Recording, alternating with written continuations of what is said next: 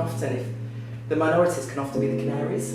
Okay. So, that sort of analogy of canaries down the coal mines, and they had canaries because if the canary fell off the perch, everyone needed to clear out there because of some toxic fumes. One of my reasons for saying that whole story is because I don't want to assume that people know that. Because if you're from a different culture, you might not have that as a reference, as a story that you've heard. And if you're neurodivergent, we often take it literally, so we need to know the whole story behind it. When we talk about being neurodivergent, we often mask, which is where you portray a sense of yourself that maybe isn't who you really want to be authentically inside, but you need to stay safe in that environment or to fit in. To get by, absolutely. And one of the clients I worked with, she compared that to code switching, which wasn't a phrase I was familiar with. She's from the Caribbean background, she's black, lives in London, and she's like, oh yeah, just like code switching. But she was really used to that, so going into a predominantly white working environment, coming from a black Caribbean background, and she had to totally change the way she talked and presented herself. Yeah.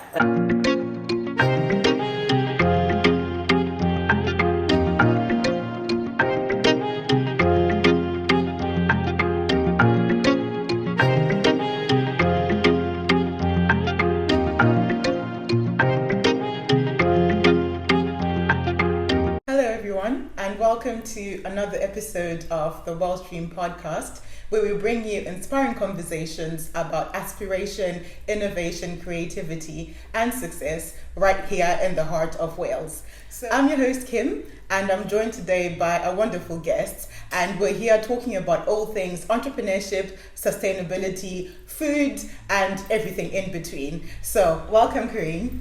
Thank you. So, Corrine, the Welsh Dream is all about reaching success and self-actualisation right here in Wales. So can you tell us a bit more about how that has manifested in your life? Yeah, so you might tell from my accent, I'm not from Wales. I'm an incomer, and I've been here about 10 years. And so my story in Wales and entrepreneurship really started just a couple of years ago as an entrepreneur, and it was around self-actualisation and realising that I'm neurodivergent, and that gave me the confidence to set up my own business and to leave employment.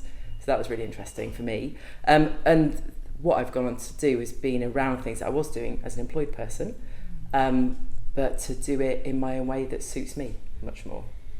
Okay, so can you tell us a bit more about that? Yeah. So maybe we'll start when we how we connected. Yes. So I was, I've worked as a teacher for 10 years before we moved to Wales.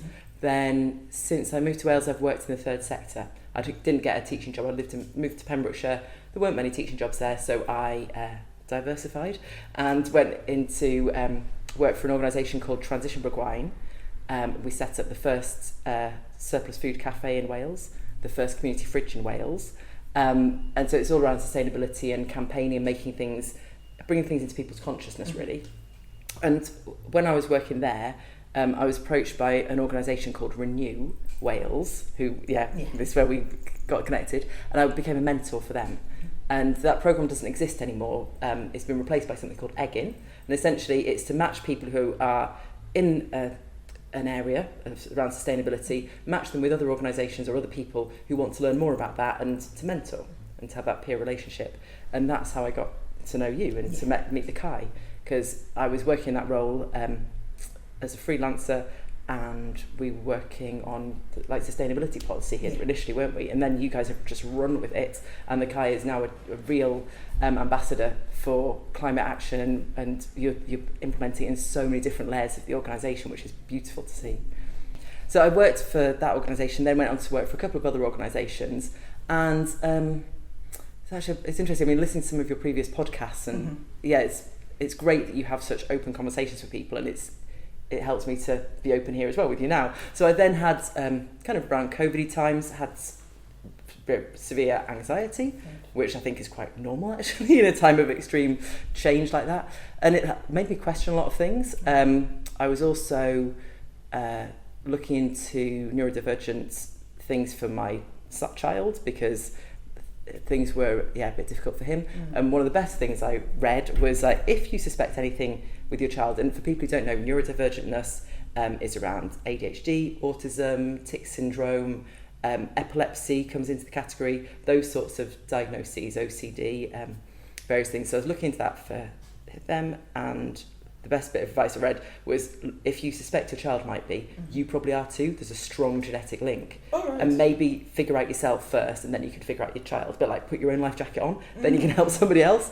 And that really resonated. And I had considered that I might be neurodivergent, maybe ADHD, maybe autistic when I was a teacher, because I got on really well with the kids who had those diagnoses. But I didn't think I could be, because I had a house, I had a job, I was successful in inverted commas here for everyone listening. I thought I couldn't be, and it was a very negative sort of diagnosis to have in sort of the mid-noughties or so. It was still not seen as a good thing at all, and it still isn't in many ways. But fast forward to 2020, I realised that I definitely was. I sought an assessment, got a diagnosis, and that freed me up to leave the job that I wasn't happy in. Right. It was in sustainability, but it just didn't quite click for me. And we were living through a pandemic and things were pretty crazy, and I needed something to change. I wasn't doing well. I was at a breaking point. Right. And weirdly, finding out that I was ADHD, which is what my first diagnosis was, gave me the freedom to pursue my real interests and to try and figure out how to bring together my passion and enthusiasm for food, sustainability, and my new learning all about neurodivergentness, because I absolutely threw myself into it, which I now know is a trait of people who are neurodivergent, particularly ADHD, autistic. We tend to go really deep into things, and I tend to do that. So I'm still working my way how to get to it, but I'm now working in all those three areas of interest in different parts of my work. And I've kind of got a three-pronged business. Right, okay. So just a bit back, like moving backwards, you mentioned that it's something that you never considered that you were. So you're saying that throughout your whole life, there had never really been a point, besides the teaching, there had never really been a point where you felt like, there was something a bit different about yourself. Well, I'd always thought there was something different, yeah. I'd always been but the there weird. Was no explanation. There's no explanation. Okay. I'd always been a bit of a weird one. I'd been the hippie. I'd been the odd one, and at school I'd been called weird. Right. And so talking about hyper focus and getting really into things, as an 11-year-old, I was campaigning on a Greenpeace stall. I was incredibly passionate about it. At 11, which is quite unusual. In hindsight, I mean, I'm reasonably tall now. I'm like 5'9", and I've been that height since I was about 11 or 12. Okay. So I looked a lot older than I was, and people assumed I was older. Right. And I got really into it. I couldn't see why. This was in the early 90s. In my early 40s now, and I couldn't see how other people didn't see this as a problem. So I was campaigning on it passionately. It was really, really into it. And at the same time, I was also in a play at the theatre. Like, I did lots of stuff. I was very busy, more than what my friends did. But for me, it was just normal. Handle it, yeah. Yes, and I could handle it. And then I hit puberty, and I think, knowing what I know now, I think I probably had some sort of eco-anxiety, but there was no name for it then. That's a common, a modern phrase that we've got. But I think I hit that. Like, why is nobody else, as noticing what's going on with the climate? Mm-hmm. So I think I had, in hindsight, some sort of depression, anxiety then, but I didn't know it. I turned to quite normal but damaging teenage pursuits, going out, getting quite wild, not taking care of myself, and that carried on for a few years. And then towards the end of my teens, and I went to uni at 20, and got really passionate about bookbinding, and I went and did a degree in bookbinding. So yes, okay, very, very niche. That is very niche. So I tend to find quite different from obviously what you're doing now. Yes, very different, but it gave me the grounding in design. So I'd done some A-levels in design. Right. So I wanted to do something very practical. So something really applied. So this is appealing to my sort of more autistic traits. Of what's the purpose? Why are we doing something? So as a teenager, I'd made jewellery and really loved jewellery, but then that seemed quite flippant and superfluous. Why do that? But making books, I loved making books. Sense. Yeah, somehow it made sense. And I just came across this leaflet randomly in the careers library, and just it's weird how you just never know what it might be, but something just comes along and that sets a new course for your life. So now you said that your business is three-pronged. So can you tell us a bit more about what you do? Yes, so now I set up a business called My Epicurious Life, and that's my limited company. So for me, I found one of the issues of setting up a business, I find it difficult personally to invoice people. One of my things I find difficult is money. I'm not great with money, I'm not great with numbers, but if I set up a business, it's not me invoicing people, it's the business and I'm an employee. So for me, that structure works. Somehow that allows me to feel more comfortable being an entrepreneur and setting up my own business, which seems a bit weird, but I don't know, it just works for me, so I'm going with it. And with that, I run cookery workshops, food workshops. So when I was a teacher, I was teaching food technology mainly, and some other design stuff, but mainly food, and that's what I really love doing.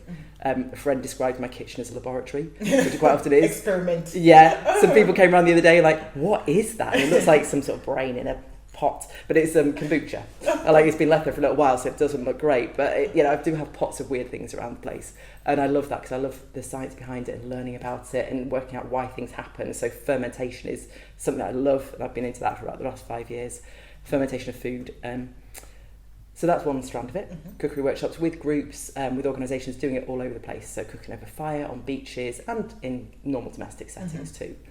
And particularly around sustainable food as well. So it matters to me where my food comes from, and that I'm supporting producers who are making a difference in the impact they're making to the land as well.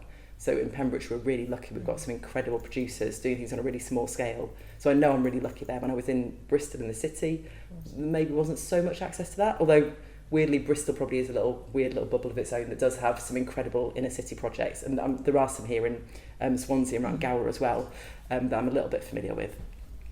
So that's one strand of it. Then another strand is neurodivergent coaching.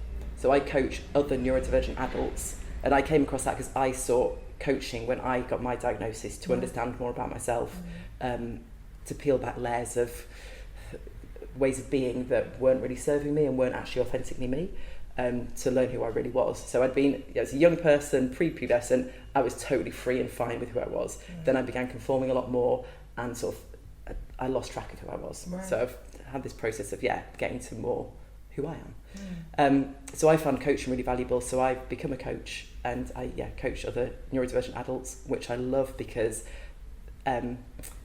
interestingly, quite a lot of friends around me I recognise their own neurodivergentness, or I can see traits in people that I'm close to, and we have similarities. And not to say I get on with everybody who's neurodivergent, and I don't get on with people who aren't neurodivergent, not that at all, but there is quite often there's an understanding there, which when you come from some people call it neurokin, when you come from a similar background in some way, then there's some affinity there, which is really helpful. So I love that side of work, and I'm really enjoy that. And then I also still work with some of the organisations I used to work for or used to work alongside.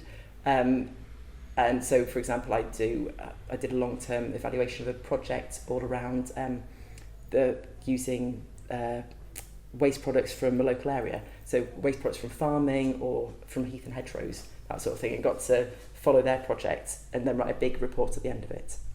So it really helps me and that's sort of consultancy work. So if an organisation needs someone to come in just to do a bit of work, they don't need another employee, but they need someone to do a specific thing, they might get me in to do it. Okay. So that sort of thing. From that, because obviously all these things you're quite passionate about, whether it's the sustainability, the neurodivergence, the food as well. So for you, do you think you're more inclined to actually be entrepreneurial as opposed to, having a 9-to-5 job, which obviously you did for a long time. Yeah. So do you think this fits you a lot more? Yeah, well, this is interesting. Looking back on it, when I went into teaching, it was not a classic 9-to-5. Right. And so I've never actually I have worked in offices a little bit, and it didn't really suit me. So working with a short deadline, I think teaching suited me because it was short deadlines. You have to deliver to the kids. You've got to be there in the classroom, boom, boom, boom, boom. You can't, if I get too long a deadline, I faff around, even if it's 3 weeks worth of work, I might do it in a really short space of time. So for me, teaching in that way worked quite well. And so there's been different bits of different jobs I've done along the way that have helped, that have worked for me. But working a typical 9-to-5 didn't. That wasn't great for me. That didn't work. And yes, absolutely. So another motivator is finding out I'm neurodivergent. Like, okay, this isn't working, and it's not because I'm bad and wrong and there's something wrong with me. It's because this way of working doesn't suit the way my brain works. So let's try and figure out how to find a better way that does suit me. And so being freelance, essentially, and also I've got a child, so I can fit it around his school holidays, that sort of thing. So I work less in school holidays and then work more not in school holidays. But I think, your question was around being neurodivergent and being more entrepreneurial. And I sent you a link to an article, which maybe we can share in the notes for this, around the there is, I'm terrible, as I said, at numbers. I can't remember the stats around this, but there is a high proportion of people who are neurodivergent who are entrepreneurs, if you look at them. And there's some really obvious examples, like Richard Branson gets trotted out, he's dyslexic, and lots of those big famous people, but also lots of us, who are just doing little one-woman band sort of organisations or businesses. It's because we haven't quite fitted. And some of us know we're neurodivergent and others find it out later. But yeah, we can make the business work for us and suit us, which, so there is evidence that being neurodivergent, I don't know if it can help you be entrepreneurial, but maybe we're more likely to do it. Sometimes there's one theory around being ADHD that we're more likely to take risk because we just don't really see the problems. Okay. That's maybe one side of it. We're just like, let's do it, go for it, and then figure things out afterwards. Whereas somebody else who maybe is a little bit more cautious might go, ooh, but what if?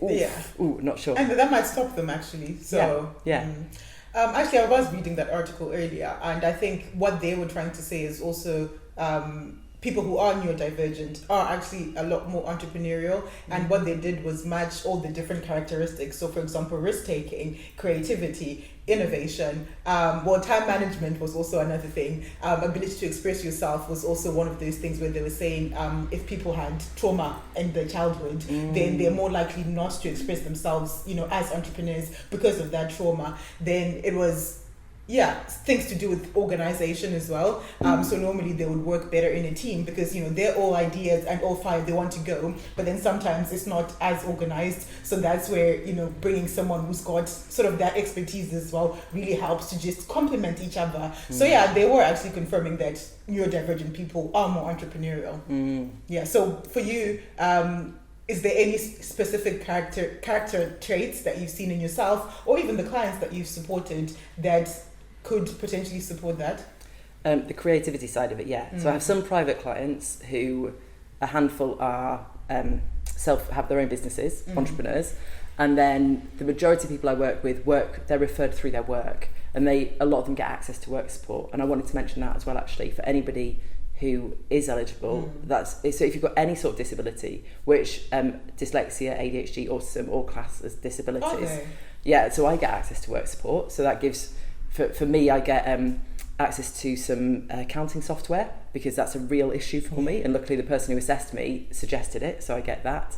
I get some dictation software because I'm quite a verbal processor. So sometimes, it's not that I can't spell and type things. I find it difficult sometimes to translate the ideas in my head into words and to type them, whereas if I speak them, that can help sometimes.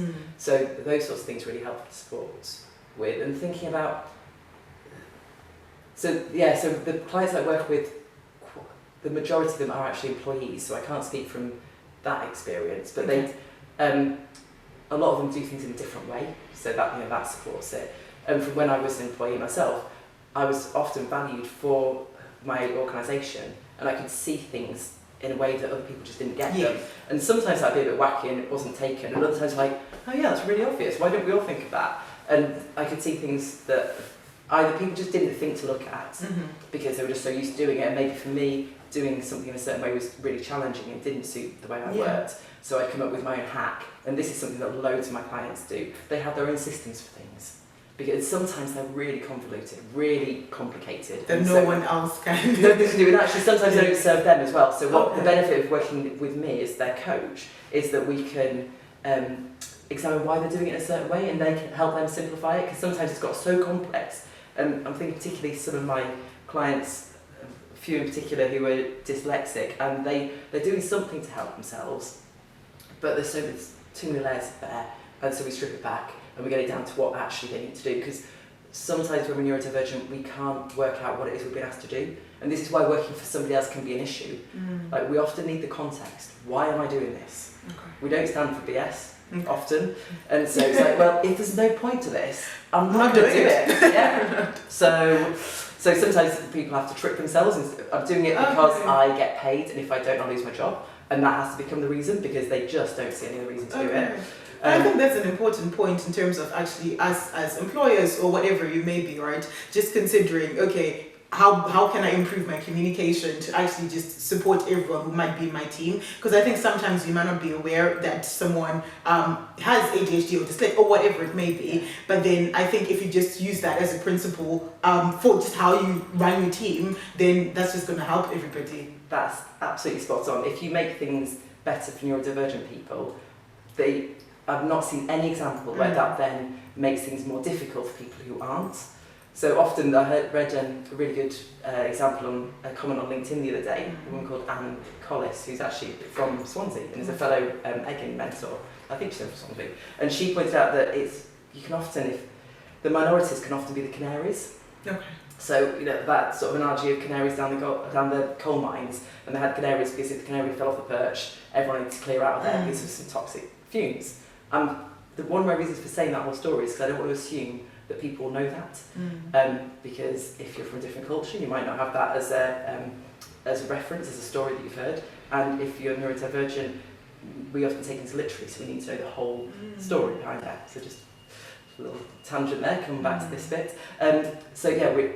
If something's not working well in an organisation, it's probably going to affect the people who have got less privilege, whether that is through disability, through neurodivergence, through race, through gender. It's probably going to affect them first. So if you can do things to level things up and make things better for anybody who's got any sort of intersectionality, it's going to make it better for everybody.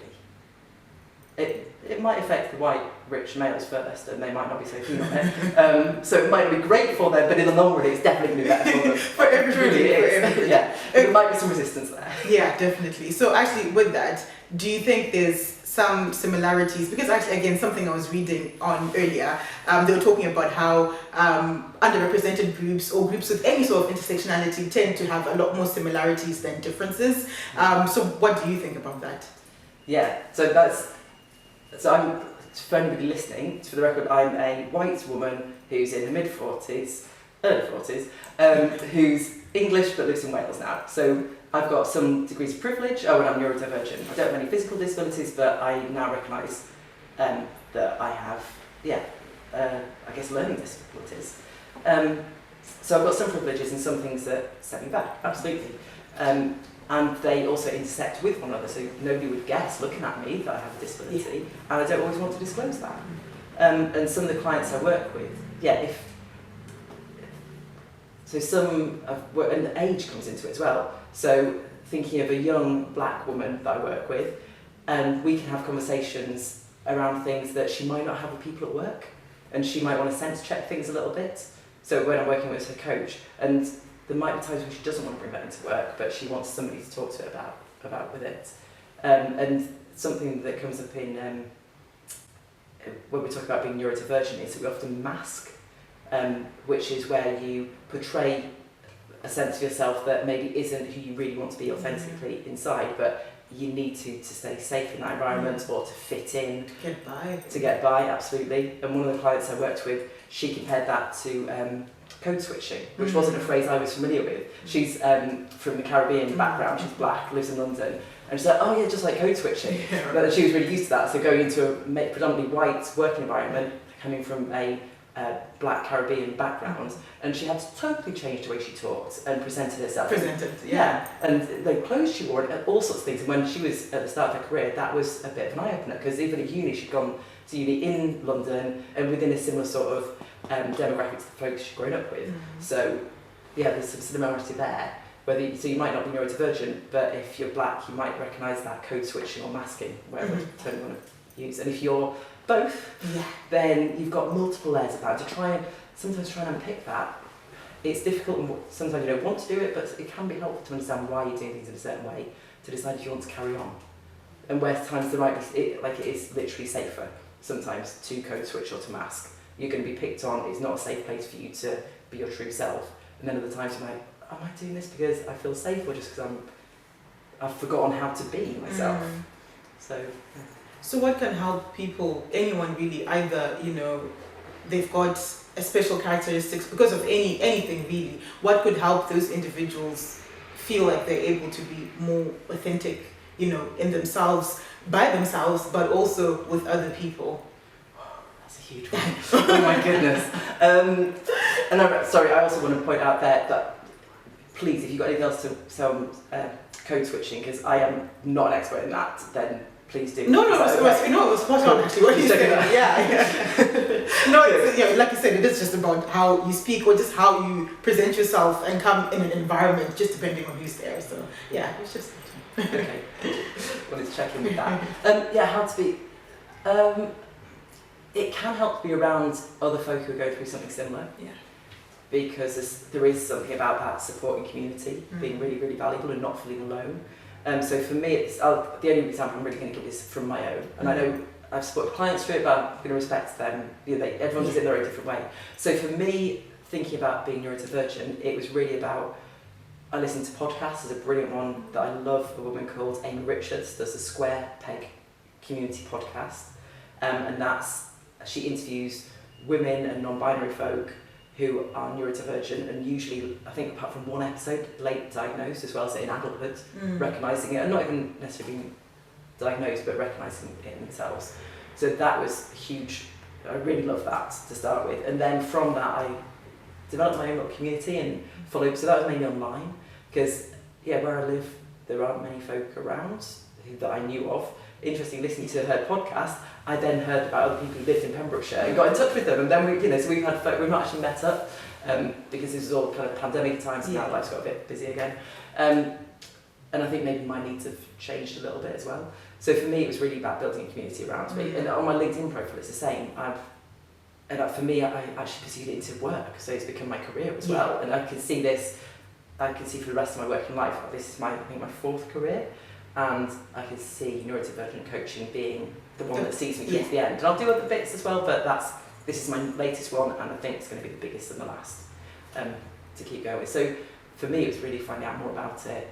I had counselling, coaching, meeting other folk who were similar, and that then gave me the confidence to speak more openly about it. So to talk about it with my family, with friends, which sometimes leads to controversial conversations because other people don't always have the same opinion as you do or know as much about it as you do, because you'll probably have gone and done a deep dive if you're neurodivergent anyway. And if you're one of the other intersectionalities, I imagine something similar will happen. If it's something you really care about, you're probably going to learn a lot about it. So take care of yourself, I'd say. And there are times when there are some people I don't want to talk about it with because what's the point? They don't get it. I don't need them to get it. Yeah. If they want to get it, that's up to them at some point. They know where I am and what my things are. So protecting yourself is really key as well. So actually, because what I was just thinking is, how do you reflect? Because, there's loads of things that this has given an explanation for, but then that still doesn't mean that it's not going to affect your day to day. So how do you take on any reflective practice, or even if you do, to just help you just be better, just be more yourself and just calmer as well on a daily basis? Well, so with being diagnosed with ADHD helped me understand why my head is so busy and why for some people that was too much. And it's too much for me sometimes too. So a great example yesterday, I had loads of things to do and I wasn't really getting through them because I was scattergunning, just like, so it's like, right, Corrine, this isn't working. Breathe. And actually the thing that you really want to do is, I knew that down the road there's loads of hazelnuts on the tree. And I've been wanting for ages to go out and pick them. But with the nights getting earlier, they're getting darker earlier, I've not had time after work to go. And I've not made time in the day. And I was like, actually, what I'm doing now isn't working. So let's go out. Yeah, so I went out, got way more clarity. So I've learned as well that I've reconnected with the outdoors and my need to be touching the earth and being outdoors and going for cold water dips. I just love being in the water. Those things reconnect me. So for me, it was finding what it is that helps me come back to just being me. And going out for that walk yesterday totally cleared my head, gave me an idea for a post on social media, which I then did, which was really helpful. That was something I wanted to do, and actually gave me some clarity around a longer term issue that I've been rolling over in my head loads. And so I've been able to park it and go, okay, I've got an answer. And so I put that aside for next week. So rather than trying to do everything yesterday morning, not doing anything, going for a walk really helped me. So that's very nice actually, how you've said, nature has helped with that, because I think that's become, because of COVID basically, it's become a key theme, in all of us really, just using nature as just something to rejuvenate ourselves and just as a form of well-being. So I like that. Absolutely, yeah. What I was thinking was, So for someone who has just recently found out that, you know, they've got ADHD or anything really, you already mentioned that, seek out a network. So would that be the first step that you would say? I'd say that for any intersection. Yeah, if there's something that's really bothering you around that thing, and maybe seek out people who might have a few of the intersections that you're experiencing as well. So, like there's a great book, Why No Longer Speak to White People, about race, and she talks about a black woman going along to, I'm sorry, I've forgotten the name of the author, to a white feminist group, and just being, you know, told that the black feminist side of it wasn't an issue. It's like, no, but my experience is different to yours. So finding those people who really get it, and if you're put off by something, if something doesn't quite feel right, move on. If it's not the place for you, that's okay. It can be not the place for you, and you'll find your niche. I suppose for me, and this comes to entrepreneurship as well, finding your niche, finding the thing that it is that where you fit and that fits you. That's really important. And so, yeah, so if you're seeking help for yourself, and if you're wanting to set up your own business, when I first started, I didn't really know what my niche was, so I started pretty big, and it was too much. And I'm slowly niching down. It's taken me a few years to niche down, and now I'm totally comfortable with being a neurodivergent coach. I'm not coaching other folk, and if other folk want to come to me, that's fine, but I'm particularly focusing. That's not who I'm marketing at, because this is really common in business, and you think of your ideal customer.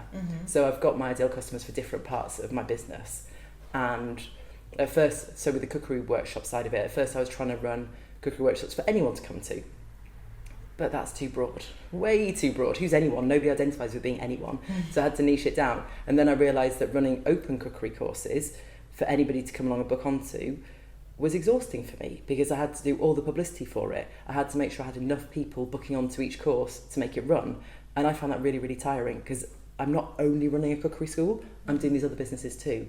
So I'm now, with the cookery workshops, I do them for a booking. So if an organisation or if a group want me to go and do a cookery workshop at their place and they find the venue, or they pay me to find the venue for them and pay for a venue hire, and I do it like that. So I had to work out what was exhausting me in the business and what I wanted from it. So I love doing cookery workshops and getting hands-on with people and inspiring them and showing them new recipes and different ways of preparing food, or just even thinking about food. But I don't love marketing to individuals to try and get 6 or 8 people to come onto a workshop. That I find really hard. So but it's taken me a couple of years to work that out. So I can still offer them, but I offer them in a different way. What I'm just thinking now is, I think you've been quite lucky really, because you found a way to monetize all your passions and, you know, to actually make a living out of that. But then I guess not everyone can be in that privileged position, because sometimes what you're passionate about might not actually materialize into something that you can make money from. So what are your thoughts on passion being, you know, the key? Because I think we hear a lot about people saying, follow your passion, you know, just run with it, but then sometimes it's not realistic. Yeah, and so sometimes lucky breaks helps. So to get into coaching, I was approached on LinkedIn. Okay. So some of it, so it's luck and it's being in the right place and doing things. So I was promoting myself loads on LinkedIn. I was there as a new person setting up and wanted to go into coaching, but didn't have any experience of it. And somebody approached me. They were really short of neurodivergent coaches. And I did, at that point, I didn't have any qualifications in coaching, but I did have a master's degree in education. I had a PGCE in 10 years teaching in schools. I trained other teachers, so I trained PGCE students. I'd been a manager, I'd mentored and supervised staff. So they could see that experience, and they were like, yeah, that will take a punt on you. So that was luck, but also recognise I was building on skills I'd already had. So yeah, sometimes taking those lucky things, just the right conversation with the right person, or putting the right post on the right time on LinkedIn and the right person sees it, those you can't plan for. That's just luck. And that's led me to, with coaching, that was a massive lucky break. I totally appreciate that. And I had 2 years working with that organisation, and I'm now nearly qualified in level 7 coaching and mentoring certification. So that was, there's some luck there, absolutely. But you also make it yourself. So it didn't just happen for me. It wasn't that somebody just phoned me out of the blue and like, oh, would you like to do this without thing? You doing anything. Without me doing anything. I've been promoting myself. And with so the cookery workshop thing, through some of the coaching I've had, it was through the coaching that made me realise, I was asked a very blunt question: is this a hobby or is this a job? And I realised, actually, this has become a bit of a hobby. So what can I do to make it into an income generating? It wasn't generating income. I paid a lot for a new website. I've been spending so much of my own time on the promotion of it. I paid for a photo shoot and got a load of friends around to do a mock-up of a workshop, which they loved, luckily, but still, I'd invested a lot in it, and it just wasn't bringing the money in. Yeah. So it's like, okay, this isn't working, Corrine. You've got to rethink this one. And so that's when I flipped it. It's like, okay, what don't I like about this? What do I like about it? And so I had to rethink it. It wasn't income generating. So I had to drop the way that I had been doing it and find a new way of doing it.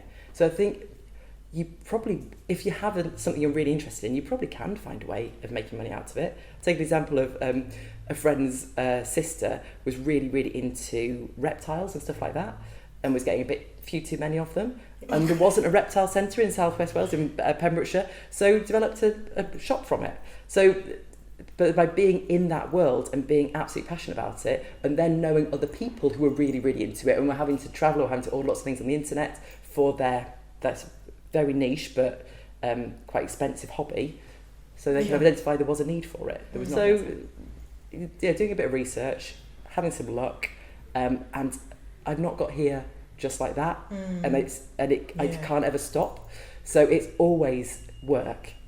However, a lot of the time it doesn't feel like work because I enjoy it so much. So that's what I wanted to get to. I was at a point where I was finding it very difficult to motivate myself to open a laptop, even to do a job that on paper matched my skills and my interests, but just wasn't doing it for me. And I now work harder than I did then. And ironically, I wanted to work less days, but I now work more. However, I'm doing work that I really, really enjoy. I set my own hours. And it's for yourself. For myself, I choose who I work with, and for me, that was really important. I've had a few people that I've worked with, and I haven't enjoyed working with them. So the benefit now of choosing who I work with, if I'm not really enjoying that relationship, I can finish that piece of work and then choose to work with different clients after that. When you were speaking, I was thinking about intuition and how you use intuition to help you in your decision making. Interesting. What is intuition? Something I realised through counselling was that I wasn't in touch with the feelings in my body. I literally disassociated for a very, very long time from being young, and I would literally be like, but people can't see what I'm doing, so I'll describe. I was kind of having out-of-body experiences, and things were happening to me, and I didn't realise I was doing it, and I didn't realise I wasn't normal until I had counselling sessions around it. So I was actually very detached from my intuition and wasn't listening to myself for maybe 15, 20 years. Oh, wow, yeah. So I've learned to reconnect with what I'm actually feeling, and not all the time, but it became commonplace for me to disassociate with myself, and to make decisions based on what on paper looked like good ideas but actually weren't the right thing for me. On that, if it's too personal, then obviously don't answer. But then what got you to that point where you weren't in touch with yourself and whatever you're experiencing? It was probably, I mentioned it earlier, that time around puberty. And so I'd been a very happy-go-lucky, very, very busy, very into lots of things, sort of up to 11 years old, and had lots of freedom. And then puberty hit and my hormones went crazy, as they do, especially for girls at quite a young age. And I started to lose confidence in myself. And I think society-wise as well, there's certain expectations on different groups of people. So on a young white girl, growing up in a city that was, it was a white city, so there wasn't necessarily something around race there, but there was definitely something around gender. This was the early 90s.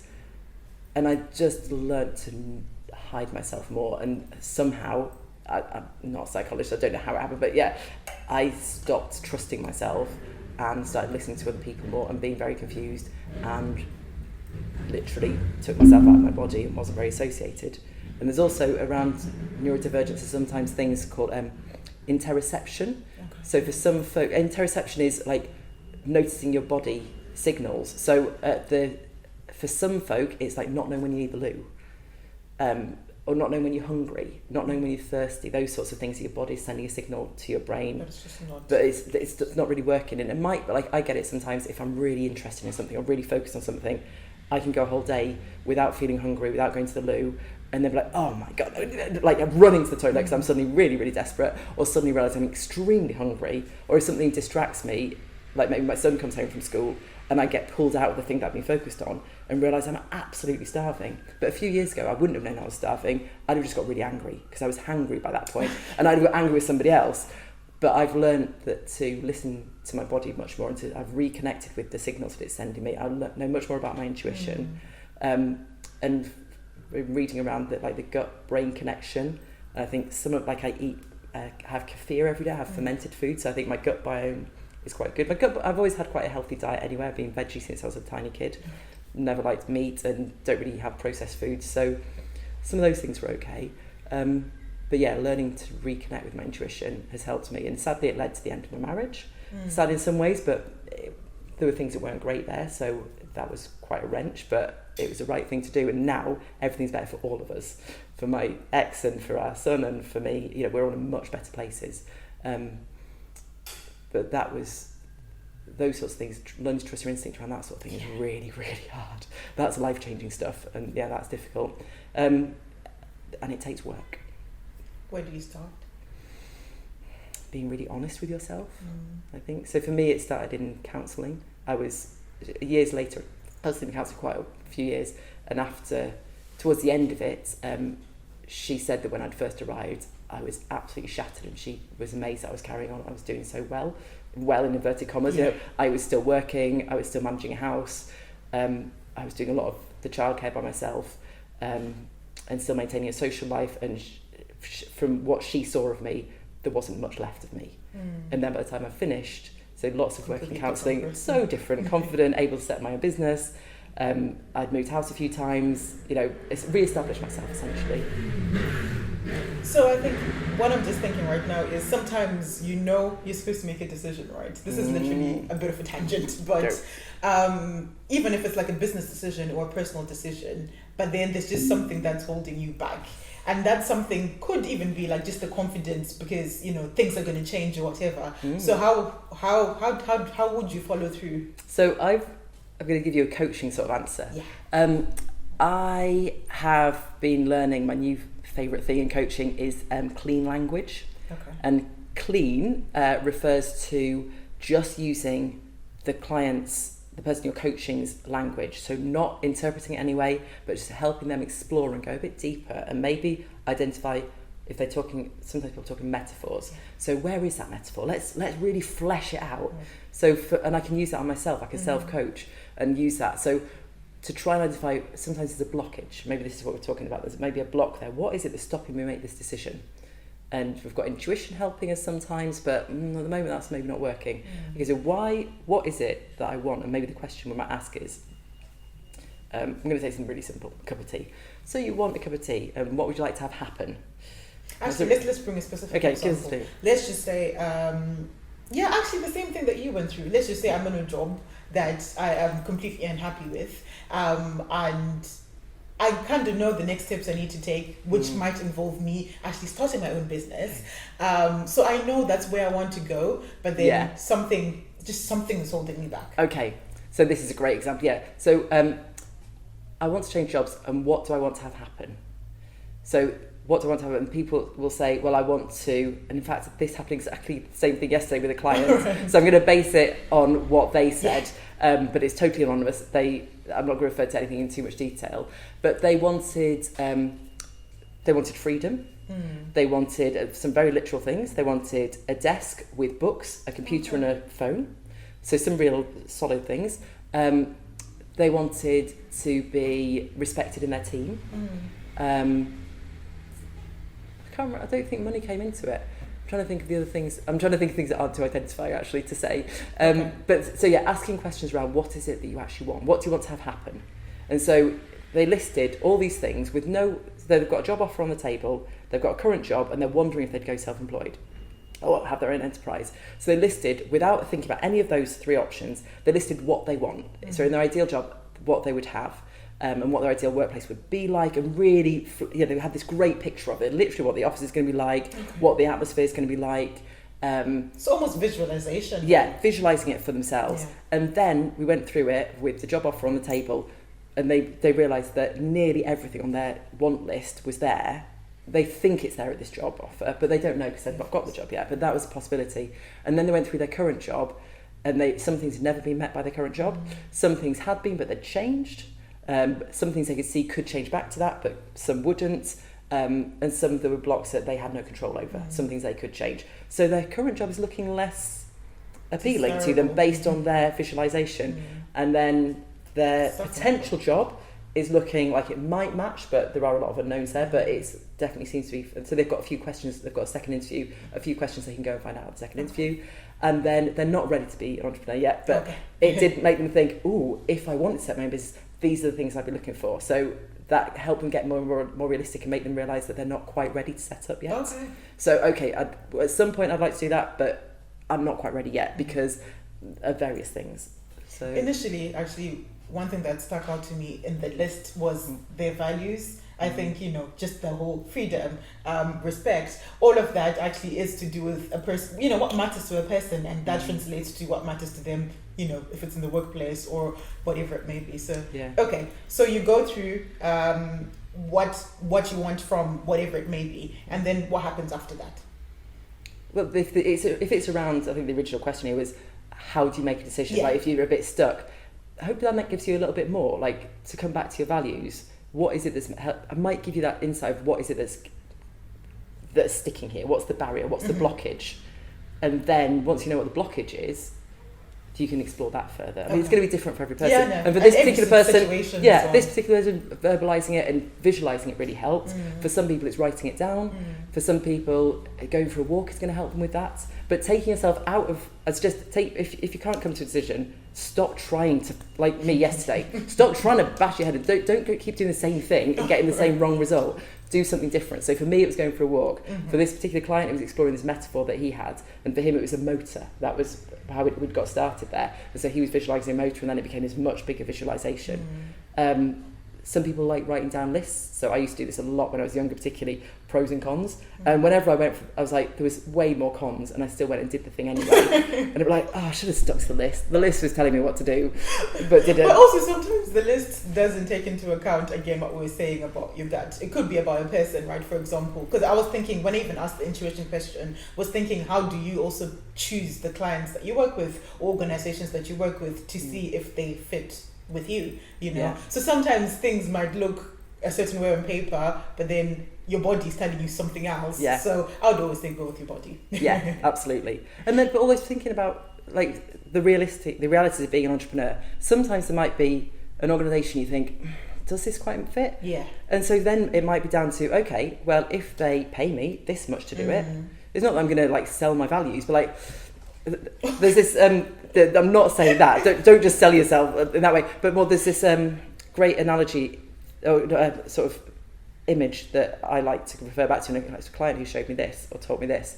I'm trying to see if I can picture it right. It's like a Venn diagram. Like you can have something quick, you can have something quality, or you can have something cheap, and you can have two of those things. So if you want it quick and cheap, that's fine, but the quality is going to suffer.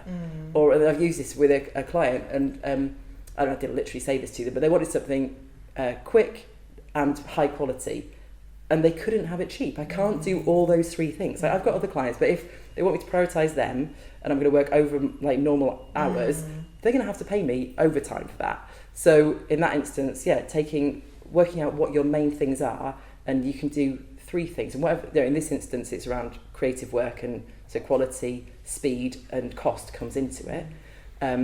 But for another business, it might be different, three things. But so long as two of those are being met, you can do it. So I can do things quality and cheaply, but I can't do it quickly. So you can go around that circle. It's easier if you can see it written down. You can see I'm a visual person. No, I'm trying to visualise it. Okay. So those sorts, that can help when you're making decisions as well.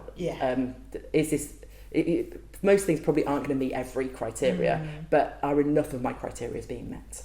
And that's just knowing your criteria first before you even try to make a decision. And there's some people that I definitely wouldn't work with, and there's some people that I thought I'd work well with.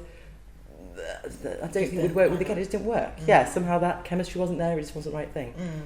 But that's okay. We could walk away, and a lot of it is keeping relationships good as well. So not wanting to damage any relationships, and for whatever, no blame. So something I've learned a lot in the last few years is, I think we have around us a culture of blame and shame that's really common in a lot of organisations and the world in general, especially the world that I've been in anyway. And if we can get away from that blaming and shaming and take responsibility, and things aren't, like my son this morning dropped a jar of chocolate spread. Like the old me would have gone pretty cross at him, but instead it's like, oh, are you okay? I got slippers on, great. Right, you just stay there, I'm going to get the dust on a brush, it's fine, and just swept it up, and it was calm, and then he was joking about it, and then he wanted to eat it still because some bits didn't have glass in it, and it was fine, it became a funny thing, and I'm trying to have that in all parts of my life, but, you know, take responsibility for it, it's not the worst thing. Yeah. I like that, responsibility, definitely. Yeah. So, one thing that I really wanted to touch on was society and societal perceptions of neurodivergence and just intersectionality as well in general. I think there's obviously still a lot of stigma, again, especially to do with neurodivergence and just, people wanting to stereotype things and all of that. So I'm just keen to speak a bit more about that and how all of us as a society can just work towards, you know, being a lot more inclusive and just supportive of each other so that everyone can thrive, really. Yeah, absolutely. And I'd say one key phrase to look up here, if anyone's interested in this, is ableism. Yeah. And for me, it was internalized ableism. So I mentioned earlier that I was teaching neurodivergent children, and I couldn't see how I could be because I could do these other things. So I had internalized that if you were autistic, ADHD, one of the other diagnoses, you couldn't possibly also be working or, you know, be able to hold down and pay a mortgage and that sort of thing. So I'd internalized that it was a bad thing. And that was from what I was picking up around me. You know, my references were Rain Man, that classic film with Dustin Hoffman in it. And that was the classic autistic person that was spoken about. And ADHD kids were little boys jumping about. Yeah. And that it didn't carry on into adulthood. So some of it is around looking at your own prejudices and the prejudices around you. When I've disclosed my own diagnoses, I've had things like, oh, but you're so high functioning, or but you don't look like there's anything wrong with you. Like from a family member, it's like, really? No, there isn't anything wrong with me.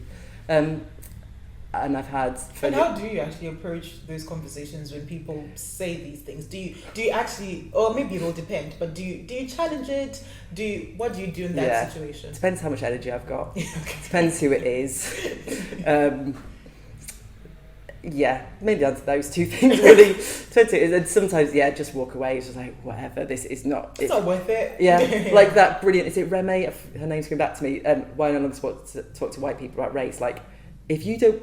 I'm not going to give you your education. I get paid for teaching people about this. I'm not going to do this for free. It's not my job. It's not my job. It's not my job to do that. Yeah. I mean, so what I'd probably more like to do if somebody said something about somebody else, I'd probably... if it feels like it might be a good teaching point and it might stop them saying something rude to somebody else that could upset somebody else, generally, then I'm like, okay, I'm just going to raise this. I'm going to gently challenge it maybe. Oh, actually, we don't use that term anymore. Or I don't really like it when I get called high functioning because you're not talking about what things you don't see. There's loads of things that cost me a lot of energy to get here today. And maybe introduce things like, there's a theory called spoon theory, which has come from chronic illness and pain illness, which is about, you know, only having a finite amount of energy. So the more people know about spoon theory, so you can then just go, I'm not going to have spoons for that today. Like maybe if you only had 20 spoons in your day and the spoon represents energy, then you might run out. If you're in chronic pain, you might run out before breakfast and you can't even leave the house. But if you're having a better day, then maybe you'll be able to leave the house and go and do all the things you wanted to do and come home and watch telly with your family on a good day. So sometimes it's teaching people about some metaphors which can help and become part of common language. And for me, it was, like I said, when I first got into it, learning about my own neurodivergence, it was when I was trying to find out stuff for my son. And then I realised that I need to educate myself for me, and then I'll be able to help a wider network of people, myself and other people, and him. So I don't know if that's answered your question so much. Internal ableism, look that up. This is particularly around disability.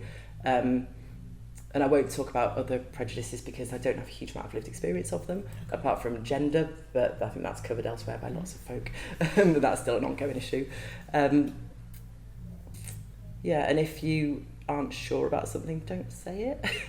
And if you feel uncomfortable, and this I've learned from reading around race and internal racism and prejudice around there, if you don't know, ask and be open about it and say, And if you've offended somebody, own it. Like, yes. Responsibility again. Yeah, absolutely. It's if you piss somebody off, accept that you pissed them off, or you said something racist. And yes, I can say racist things, and I'm not generally doing it because I'm not ever doing it because I want to be or to upset somebody, but I might do it inadvertently. And at that point, that's a learning point for me. Okay, and the same with, and particularly when I've read much more around disability now as well, but I didn't know my own blind spots there too.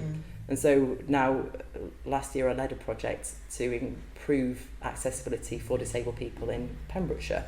And I learned so much through that, and a huge part of that, one of the best bits, was all the trainings we did for that. If it was around deafness or blindness or physical disabilities, the trainers we got in had lived experience of that thing. So go to the people who've got the lived experience, pay them for their experience, buy their books, don't expect to get free stuff from them, but support that community. And if you've got any way of supporting that community, or an individual who has some sort of disadvantage, do it. If it doesn't, especially if it doesn't harm you, give people a leg up. Bring them up with you. No, two things I guess for me is, I think firstly what you said about valuing lived experience. The challenge that I've seen, again, living as a black woman, is sometimes people, tokenism obviously, people want to engage with you again because you're a young black woman, or you're ticking all these boxes for them, but not necessarily because actually they're valuing whatever experience or all the other skills that you're bringing, but because you tick those certain boxes. So I think that's also something to consider if you are trying to bring in someone. But also the second thing is, again, because I think there's such a massive sort of, shift to people wanting to focus on EDI a lot now. So it's become very topical, right?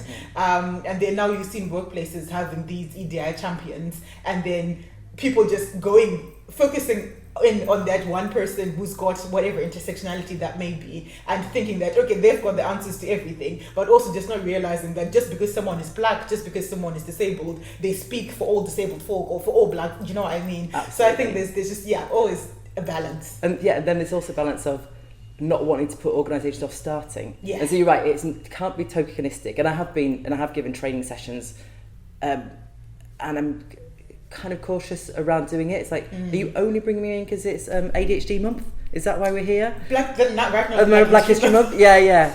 Is this the only reason? And sometimes it's also yourself. Like, do I want to talk about this on social media? Because am I just being tokenistic too? However, we have these. It's become a thing, isn't it? With social media, we do have these big days. So some of it around, if you're approached to offer that sort of thing, maybe to explore it with the organisation. What else are you doing? I think it brings me back to thinking about when we were working together on the KAI's sustainability policy, and then you've really embedded it into lots of things. And I think my suggestion to you at that time was, there are people who want to know about intersectionality, and so make a product that you can sell to them as a possibility. Exactly. We talked about that sort of thing, didn't we? Like trying to think about how to make it kind of entrepreneurial. So offer. The reason I was thinking about this is because, as you were saying, it's hard when businesses or organisations just get in and have the token person. Absolutely. And I think sometimes people don't do anything for fear of looking like they're only doing it tokenistically. Okay. So, and maybe actually this brings us back to the KAI's sustainability policy. To start with, it was just about the sustainability policy, wasn't it? That was all we were working on together. Just internal, just something really simple. And then you absolutely ran with it. So you couldn't have known before we had that first chat where it was going to go, and that it was going to become so holistic for the organisation. Yeah, you're right. And I think the same thing needs to happen around race and disability policy in organisations, to not just make it tokenistic, like you said, not just have an EDI officer. So am I okay to share, like with you guys, you put sustainability onto the agenda, literally onto the agenda? No, it's literally become part and parcel of who we are, really. So definitely. And it's there in all the meetings. It's discussed, how is this going to have an impact on our sustainability? And it's not just sustainability around, like, make sure we put the recycling out. It's really much deeper. And how are we engaging with our communities? It's literally, both internally and, how we bring in our communities. Now it's actually shifted to more climate justice, beyond just sustainability. So, it's there. And if other organisations could do that, and take things on, not just on a surface level, for all these different areas where we have in law protected characteristics, things that are protected by the Equalities Act, and because it's the right thing to do. Like, why wouldn't you want to do this? Why wouldn't you want to make sure that everyone in your workplace... It's hard work.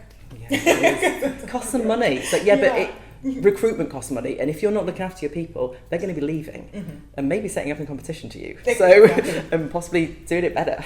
And also maybe you are actually attracting the wrong kinds of people in the first place as well. So from an employee perspective, if you're going somewhere, and this does sometimes sadly come up for some of my coaching clients, like what can they do to know that a place is going to be more neurodiversity affirming?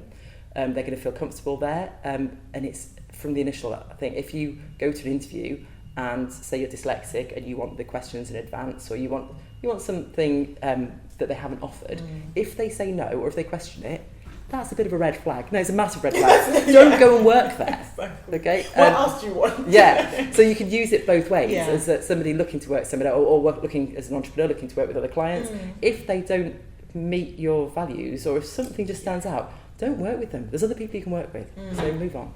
So as an employer, actually, we've touched a bit about it really, but how can employers just be more inclusive? We've spoken about the importance of it, but how can people start? Because again, I think with a lot, they think it's just a lot initially. It is hard work, expensive sometimes, and sometimes people are just so busy with their day to day, and then they just think, okay, just starting to build these policies and then implementing them, it's just going to take away their focus. How can people just start? So I'll give an example of some of the great relationships I've seen. So there's been some folk I've worked with who is actually their managers who spotted that there might be the way they work was similar to maybe someone else they knew who had these traits. And so people not need to have a diagnosis to start with. Work with people with people in the way that they like to be worked with. If they have a diagnosis, fine. If they want to share it with you, fine. But they shouldn't have to. When you're black, there's nothing you can do about that. It's obviously there. If you use a wheelchair, it's obviously there. But there are some things, and mental health might come into this as well, that people don't disclose. But as a manager, as the organisation, you have responsibility for your staff, and meet them where they are, talk to them, have a culture where it's okay to admit when you're wrong or when you don't know something. If you don't have that, how are people going to feel safe coming to you? And I've been in those sorts of environments where this is one of the reasons I'm no longer employed by another organisation, where I was encouraged to share and then felt exploited by what I'd shared, and that trust broke down, so I didn't want to be an employee there anymore. And I've seen that with some of the folk I work with. They're very cautious about what they share. So not insisting that people disclose things, but if they ask for something that you can do, that might be around working from home more. This is a big thing that comes up with a lot of my clients. So many people are suddenly able to work from home, which initially might be an issue, but now they realise that it really suits them. So maybe I've got one client, she's absolutely fine in the office, she's absolutely fine working from home. The commute to and from work absolutely shoots her energy levels. She finds it utterly exhausting. So she's asked for a reasonable adjustment that she doesn't work from the office all the time because she finds it really tiring. Or if she could change her hours. They couldn't change her hours, they work quite standard hours and they're working face to face, but they've allowed her to work from home more and they can see it. She has to do cases. She does a case more a day when she works from home, and these are hour-long calls. So she's way more productive working from home, which is evidence that the commute is what she's identified as the commute, and that's what it does for her. So having that relationship, and at first, I had in that instance, there was a meeting with me and her manager, and the communication had broken down. But having a third party helped there and helped them see where they were both coming from, that they could beneficially work together to get a solution, and that she's now a much more effective employee. She feels more loyalty back to the organisation, and she was feeling very estranged from it. So keep talking to your people. No, I think communication is such an important thing, not only just in the workplace, but also just, sometimes it might just be you've got a neighbour, or it's just someone in your life that, you genuinely don't know how to approach the topic or the subject, you're scared to offend. So actually, I think communication is just always the way. And if they say, no, I don't want to talk about it, respect that too, but you can start that conversation. And if you're in a position of power as a manager, as an employer, it's your responsibility, if you've noticed something's not working, to try and explore it in a way that the person doesn't feel got at, because you're setting the tone there, essentially, because you're in power. You are setting the tone. You might not want to, you might think you're really pally and really matey, you have power, and that makes it a different relationship. You're not equals there. There is a different level there. And also to mention access to work support. So as a running my own business, or as somebody who is self-employed, you can get access to work support, which is from the Department of Work and Pensions. You can get something like up to £60,000 worth of support a year, but that would really be for somebody who had a lot of physical needs, for example, that they might need some adjustments to equipment, or they might need a PA, a personal assistant, to support them a lot more. For most people, the amount of money that it costs to have reasonable adjustments is minor. The example of being allowed to work from home, that doesn't cost anything. But it might cost having some extra equipment at home, I don't know. But it generally, there's lots of things you can do which don't cost a lot of money. I know somebody else who, at lunch break, she doesn't have to write reports. She works in a school setting, and other people in her position write their reports over lunch break, but she does it at the end of the day, because in the middle of the day she has to take a break. She has to be able to go out, clear her head, and then she does it at the end, which is different to all her colleagues, but it means that she can get through the day and she's not off on sick, because that was what was happening. It was getting too much for her. So access to work support, I'll go back to that. Businesses can get it too. And I work with some big businesses, and they're getting support from the Department for Work and Pensions. The higher turnover you have as an organisation or a business, you might have to put a percentage of it in, you might have to pay all of it. But Access to Work will provide the assessment for it. That's really practical stuff. Yeah, That's really awesome. practical, which for me has been valuable, because I've not found any support through medical things for my diagnoses, but I have found it for work, and it's been that's what's allowed me to, set up this business and get the support that I need for the bits that I'm not so great at, which before I didn't have the confidence to set up, because I knew I couldn't do those bits. I have run my own businesses before, and I forgot to invoice people and stuff like that, and then it got too long because it just wasn't on my agenda. I was just doing the work and got really busy with the work, and then it's like, oh, it's now been too long, I don't feel I can invoice, and just really daft things like that, and that is going to ruin a business. You can't run a business not invoicing.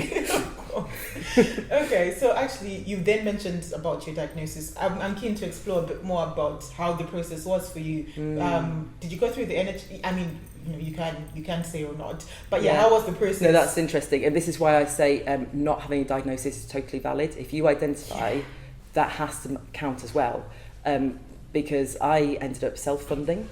I'm on the waiting list still for the NHS. And that can take years. Yeah, so before COVID, they were about 6-month waiting lists. Since COVID, but partly because everything had to shut down a bit in COVID, so they weren't running in the normal way. Also, during COVID, loads more people identified their own neurodivergence. We were at home, things changed massively. There's been way more publicity and public figures coming out talking about neurodivergence. Like, I can't remember her name. Yeah, it's all over the BBC, it's all over TV, it's all over newspaper articles. Yeah, absolutely. So we're much more aware of what neurodivergence is. So that's an impact on being able to get a diagnosis. So I'm on a long waiting list. So I paid privately. So since 2020? Since 2020, yeah. Wow. Because I know people who were diagnosed in 2019 or early 2020 who waited 6 months, and I've been on a waiting list since 2020, and I'm still on a waiting list now. And I get letters every now and again saying, do you still have the same symptoms? It's like, they're not symptoms, they're traits. This is me, this is my life. It's not going It's not changing. And so I went for a private diagnosis through, and paid for it, which was, I can't remember how much, it was hundreds, but the peace of mind it's given me, because I was very, very doubtful of my own self-identifying. However, now I would totally recognise it. I know other people who self-identify, and that is totally acceptable. That's if getting my words a bit muddled here. So talking about my path, I'll go back to that. So yeah, I'm still on waiting list. My private diagnosis hasn't been accepted by my local NHS. Hasn't been accepted. So, but to me, I don't want medication. So whatever, it's fine. I'm in two minds about whether to go through with the assessment with them. Some of me wants to, because I want to be validated again, and some of me thinks, why am I'm fine just for my own diagnosis. Exactly. So I'm in two minds about that. So is this for ADHD? ADHD, and then so ADHD, I have a formal diagnosis through and I'll say the local NHS didn't accept it, but I chose them because from the research I did, the organisation I went to, the business I went to, is used by health boards across England. Okay. And in Wales, we don't have. There's a system in England where you can, if your local healthcare trust is taking too long, you've got right to choose. And so in England, there's the businesses that are set up, and the local NHS will pay the business to do so it's like you get it privately, but the NHS pays for it.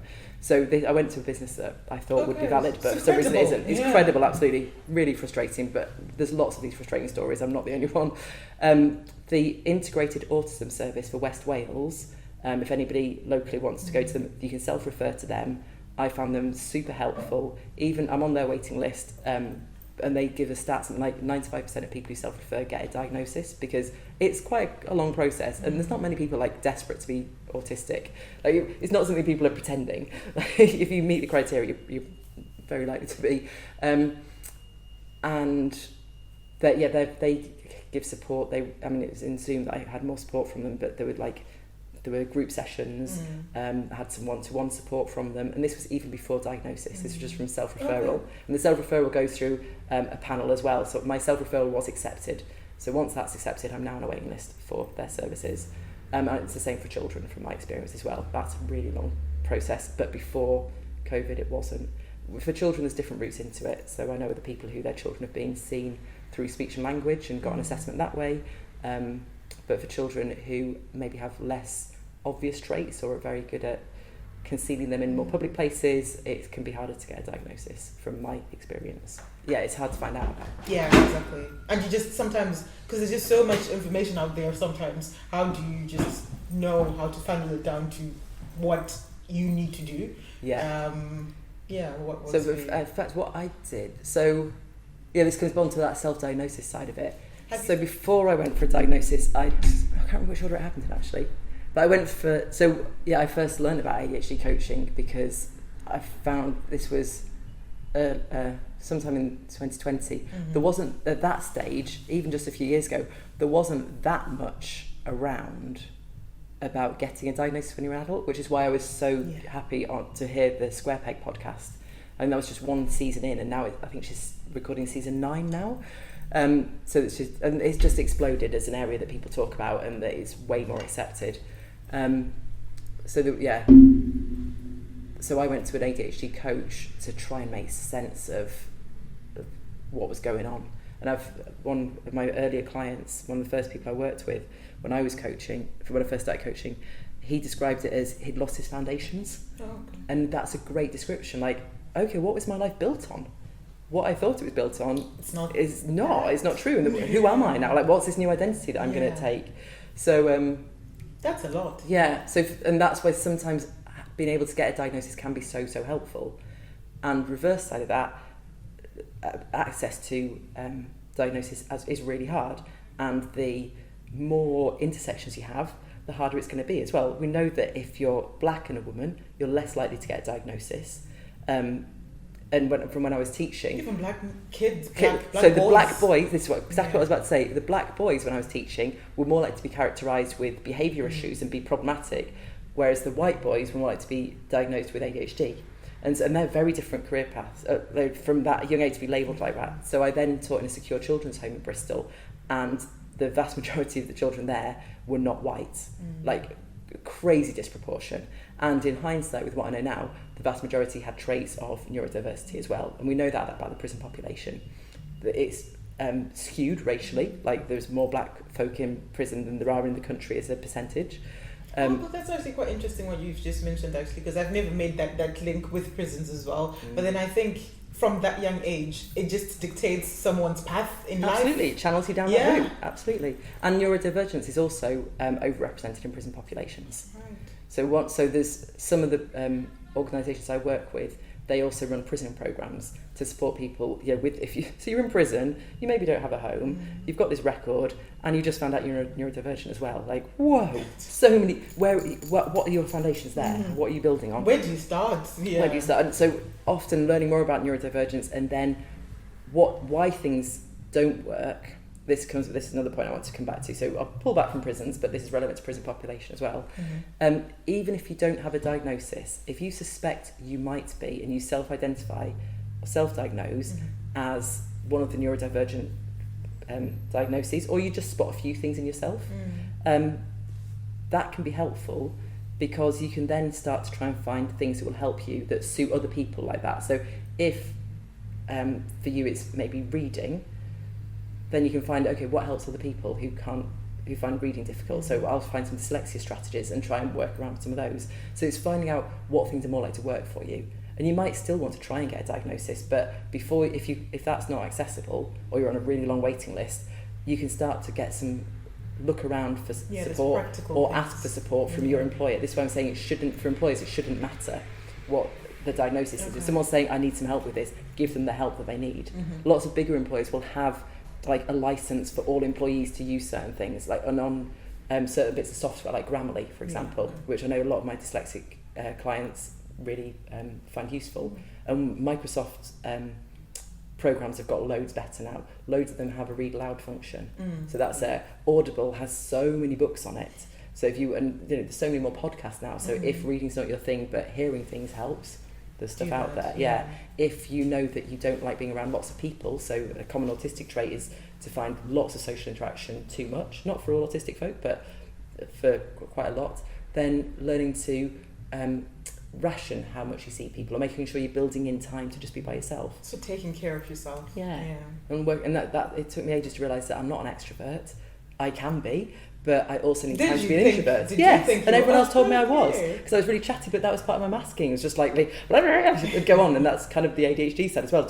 And you know, drinking to facilitate that as well. So not feeling very comfortable, having a drink, then becoming life and soul, and then wondering why I felt so dreadful, or like, and just exhausted because I was using all this social energy, which was taking a lot from me. For some people, social energy gives them energy. For me, it was actually very expending a lot of it, and I wasn't replenishing. I wasn't giving myself breaks. So learning what suits you better. I'm just thinking, because you said that during COVID, there's been, or since COVID really, there's been a lot more people who've either self-diagnosed or received actual diagnosis. Do you know the reason why there has been, because I think we've all seen it everywhere. Why has there been a rise in people who are neurodivergent or perceived? Right? So obviously we've always been there. So it's not that there's more of us, but maybe we're recognising it in ourselves. And I think it's a societal shift. So there'll be countries around the world where it isn't being recognised, but in the UK, even America as well, in America, and from chat forums that I've been on, less so in maybe further eastern parts of Europe, but maybe in more the central countries of Europe, so the places that border, obviously we don't border them, but that are nearest, so Germany and France is being recognised much more there. And I think it's become part of our common culture. We talk about it much more. We can find out about it on social media, which can be so valuable. Social media's got both sides, hasn't it? We know it can be damaging, but if it's a place for you to go and connect and meet other people, then that's a good place. So I think it's like we said, it's in the media. There's Christine McGuinness, she's had a documentary all about her children, then she recognised it in herself. Chris Packham, big name folk are coming out about it. The guy is the youngest black professor at Oxford, is also autistic. And he was he didn't speak for a long time. Or something. So, and when we're neurodivergent, we process things differently. So that's what then affects our whole life experience, and we're trying to fit ourselves into a certain way of being. But if we can be accepted and learn to accept ourselves and be the way that suits us, that can really help us. And for some folk, like he couldn't speak aloud, but he could communicate in other ways. If in another time, he might not have been able to have this opportunity, but I don't know what got him there and how he got there, but something's shifted in culture so that he was able to get a path and be recognised for the skills that he did have, rather than be ignored for the things he couldn't do, such as speaking, which is so much about speaking. When I say about the good and bad sides of social media, so I work with folk who are coming to terms or recently recognising their diagnoses, and quite a common thing is being very defensive and throwing everything into it. And I can't do that because I'm insert diagnosis there, and that's disabling to yourself, really. Just saying no, I can't do that doesn't get you anywhere. And maybe see it as a grief process. You've got to go through. You're losing some of yourself. You're finding some of yourself, and there's some anger mixed in there. Like people have been lying to me. That injustice there. There's a lot of stuff around that. Just complicated feelings. It's complex, and from what I've experienced myself and see other people going through, there is often these processes, and so it can be like getting really into following certain people on TikTok or Instagram or whatever. Insert social media of your choice there, and you're not getting such a broad picture. So, and that can be really helpful. So when I listen to I'm going to come back to the Square Peg podcast, it's one woman interviewing lots of other folk. However, that vast range of experiences, they're individual lived experiences, but she's interviewed, I don't know how many, it must be 100 people getting on for So you've got lots of different people. If you just follow a few people who talk about their own personal experience, you're not getting a lot of information. Yeah, and it's so exposure then is something. so and looking, like, being quite curious about the sources of information that you look for. So there isn't a huge amount of research around people who are, in inverted commas, not typical autistic or, you know, whatever the neurodivergent thing is. There isn't a lot of academic research, but there's more coming. So look for the academic research. Look for professionals who work in that field who resonate with you. So going for that instinct. So some folk I work, you know, we just get each other. Other folk I don't work with that well. So just go with that. Find sources that are reliable, that aren't only based on TikTok. One person's lived experience. TikTok has some good stuff, but it also is highly addictive. So that's a reason maybe not to go onto it. And it does show you, you know, it feels everything's got algorithms. So just get a bit curious about it and don't get too fixated on one thing. And yet, maybe initially there's going to be that I can't do things, and blaming your disability. But you know, I know folk who've been disabled and very obviously disabled and physically disabled all their lives, and hearing all sorts of different stories, it's really common to go through a phase of maybe ignoring it for a little bit, then blaming lots of things on it, and then working out, okay, this is me, how am I going to make the best of what I've got? And this thing isn't going to change. Okay, so what is a better way? So rather than saying, no, I can't do that, it's better for me if this happens. At the moment, you know, with autism, it might be feeling burnt out. Like I was explaining, you know, if I get too much social stuff, I then need to chill out a little bit. And this happens for quite a lot of clients as well. And so being able to express that, and having, if it's a loved one and you're at home and you just need to be able to just turn off, having some sort of, it might be that you hold something up. If you can't talk, you know, having some way of communicating with them that suits you, but you're going to have to talk about that together. And if you see your closest folk as foe, that's not going to work very well. It's going to be really hard on them and push them away as well. So being compassionate to each other, that's a big thing actually. I learned self-compassion, and now I'm way more compassionate to other people. And I thought I was before, but I really wasn't. Now you are. Now I can see how bad I was before, like how uncompassionate I was, and how judgmental I was. And now, my response is so different. Because you're saying that it was firstly you learning self-compassion, and then, so you're saying just us improving our relationship with ourselves really is just going to have an impact on other people. Absolutely, because if you can't show it to yourself, and often if we are neurodivergent and we've not known it, not realised it, because I couldn't have possibly known when I was younger. Nobody else knew about these things. It wasn't being spoken about. So what I did then was the right things then. You know, having that sort of compassion as well. I did the best with what I knew at the time, and with what I know now, I do things differently and I choose to, and that's okay. So having compassion for all these different stages. Yes, definitely. Because I think you can, especially, just weigh yourself down with all that. I don't know, it could end up being guilt or whatever it may be, but actually, compassion is a really important point. So is there anything that we haven't spoken about today that you think will be important for anyone listening to this podcast, really? I think we've covered a lot.